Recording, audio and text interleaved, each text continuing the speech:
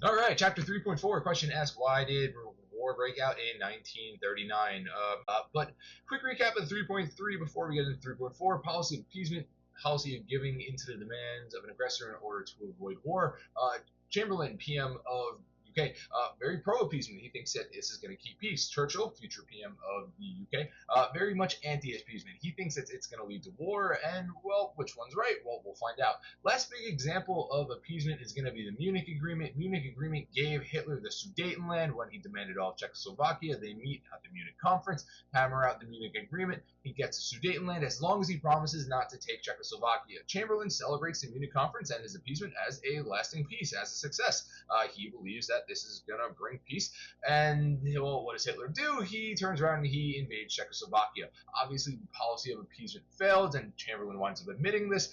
He said he only did it because he thought it would bring peace. But we know that Britain is not prepared for war. Now, after Hitler invades Czechoslovakia, he's going to set his sights on another target, and that is going to be Poland. 1939, Hitler is going to demand Danzig, that is a historically German area, and the Polish corridor, which would have given him access to the sea.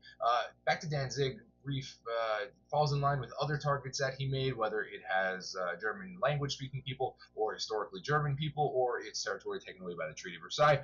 Again, this is in line with his other demands. So again, Britain and France to Hitler are weak. He thinks that they are not going to do anything. He thinks that they are not going to go to war. But Britain is going to publicly proclaim that they pledge their full support to Poland if it is invaded. They signed the Anglo-Polish Agreement.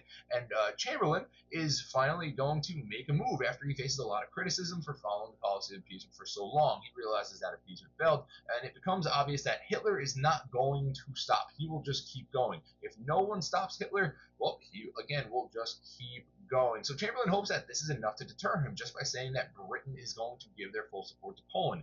And Chamberlain hopes that this is enough to scare him off. Britain starts kind of preparing for war. They enter into negotiations to ally with France, and also they kind of entered with the USSR. But once again, it breaks down because Britain and France do not want to trust Stalin because he's communism. So it falls apart right before the finish line. Chamberlain says that he distrusts Russia, again, since they're communists. He also adds that Poland hates Russia, but Stalin still sees Hitler as a danger. And if he can't get protection from Hitler by using Britain and France, well, then he is going to go decide to get protection from Hitler by Hitler. This is going to push Stalin into enter to the Nazi-Soviet pact with Hitler in 1939. Right at the end of August 1939, Hitler and Stalin are going to make the Nazi-Soviet pact. Everyone is absolutely shocked because Hitler and Stalin, they're kind of mortal enemies. Stalin's communist, Hitler's fascist. No one expects this. Most people are going to be confused when they hear that they make a deal because, again, no one expected that fascism and communism would work together to do anything.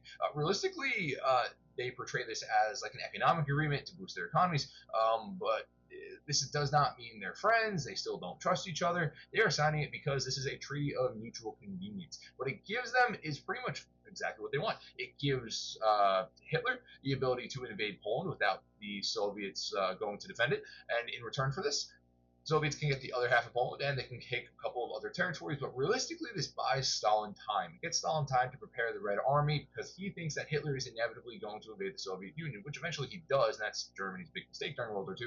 But again, it gives them both exactly what they want. So they are prepped and ready. They signed this agreement in August of 1939, right at the end of August, and September 1939, Poland is going to be invaded. Now, just a side note that when Hitler does invade Poland, he is going to use a very specific type of attack in order to try to get the most effect. A new type of attack is going to be called the Blitzkrieg. The Blitzkrieg is directly translated to lightning war. And the point of this is that Hitler tries to hit Poland before they even know it hit them. This way that Britain or France or anyone else could really come for help. The way that this worked is Hitler coordinated a very quick attack in where air forces come overhead, drop bombs, disorient the ground forces move in, soldiers, tanks, and before Poland even knows it, or the British could make good on their guarantee to defend Poland in case Hitler invades, Poland is now occupied by the Germans. And then not too long afterwards, the Soviets will eventually move in from the east. So in the east, you now have Soviet-occupied Poland. On the west, you have German-occupied Poland.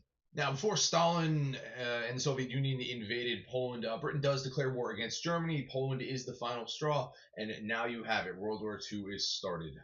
All right, so let's answer that question real quick. Why did war break out in 1939? Well, jumping backwards real quick from finish to start, I guess. Nazi-Soviet Pact, first things first. Since Stalin could not get protection from Hitler by using Britain and France, he is going to try to get protection from Hitler by using Hitler. He enters into the Nazi-Soviet Pact in 1939 at the end of August, and together they are going to divvy up Poland. Now, Stalin did this because, again, he could not get protection by using Britain and France because they did not trust him because he was communist. They also thought that he was not going to defend Poland. So, Nazi-Soviet Pact is going to be one reason. Going further back from that, obviously, the use of appeasement. Appeasement being the policy of giving in to the demands of an aggressor in order to avoid war. Hitler continued to believe that Britain and France would continue to use the policy of appeasement. So when Hitler says that he wants Danzig and he wants access to the Polish corridor, and Britain says that they're going to defend Poland, well, Hitler decided to call their bluff.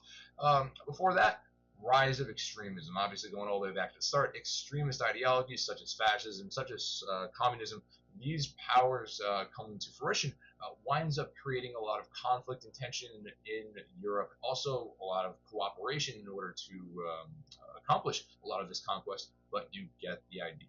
So, there you go. That is it. That is all of chapter 3. Congrats. You did amazing. I'm going to go cook dinner. Yay.